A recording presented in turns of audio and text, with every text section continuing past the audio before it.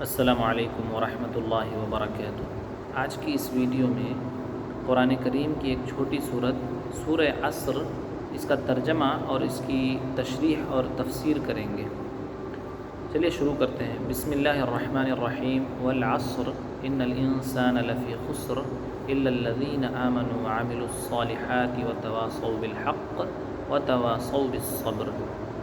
قسم ہے زمانے کی، یقیناً سارے کے سارے انسان گھاٹے میں ہیں سوائے ان لوگوں کے جو ایمان لائے اور نیک عمل کیے اور ایک دوسرے کو حق بات کی وصیت اور نصیحت کیے اور ایک دوسرے کو صبر کرنے کی بھی تلقین کیے، وصیت اور نصیحت کیے۔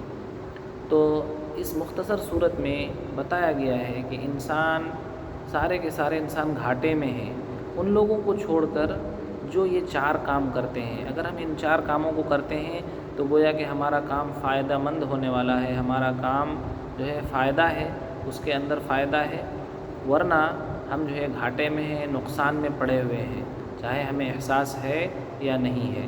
سب سے پہلی چیز تو ایمان ہے کہ انسان اپنے رب کو، اپنے پالنہار کو، اپنے خالق و مالک کو جو ہے اس پر ایمان لائے۔ اور ایمان میں جو ہے جتنی چیزوں پر ایمان لانا ضروری ہے، ان ساری چیزوں پر ایمان لانا داخل ہے۔ اللہ پر، اس کے رسول پر، اس کی کتابوں پر، اس کے فرشتوں پر، آخرت کے دن پر اور اچھی بری تقدیر پر، اور جو ہے موت کے بعد اٹھائے جانے پر، ان ساری چیزوں پر اگر ہمارے اندر ایمان ہے تو گویا کہ پہلی چیز ہمارے اندر موجود ہے۔ دوسری چیز ہے کہ نیک اعمال کرنا، یعنی صرف ایمان کافی نہیں ہے، ایمان کے ساتھ ساتھ ہم نیک اعمال بھی کر رہے ہیں، نماز ادا کر رہے ہیں، روزے رکھ رہے ہیں، زکوٰۃ ادا کر رہے ہیں، اور اسی طریقے سے جو کیا کہتے ہیں دوسروں سے متعلق حقوق ہیں، چاہے شوہر کے ہوں، بیوی کے ہوں، بھائی کے ہوں، بہن کے ہوں اور پڑوسیوں کے ہوں، ان تمام کے جو حقوق ہیں ان کو ادا کر رہے ہیں۔ جتنی ساری ذمہ داریاں اللہ نے ہمارے اوپر رکھی ہے، غریب کی مدد کرنا اور جو ہے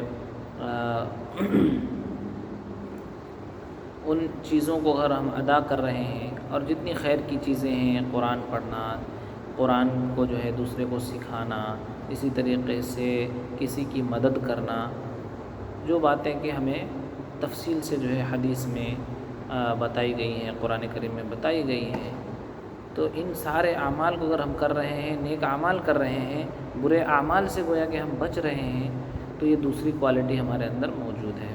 تیسری چیز ہے ایک دوسرے کو حق بات کی نصیحت کرنا، یعنی صحیح بات کی، نیک اعمال کی ایک دوسرے کو نصیحت بھی کرنا ہے، تلقین بھی کرنا ہے، حکم بھی دینا ہے۔ اور چوتھی چیز ایک دوسرے کو صبر کرنے کی بھی نصیحت کرنا ہے۔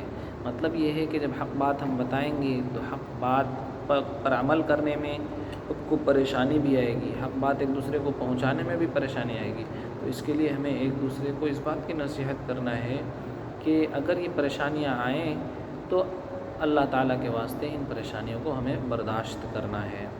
تو اس مختصر سی صورت ہے، لیکن اس میں کامیابی کا راز بتایا گیا ہے کہ فائدہ کس چیز میں ہے، نقصان کس چیز میں ہے۔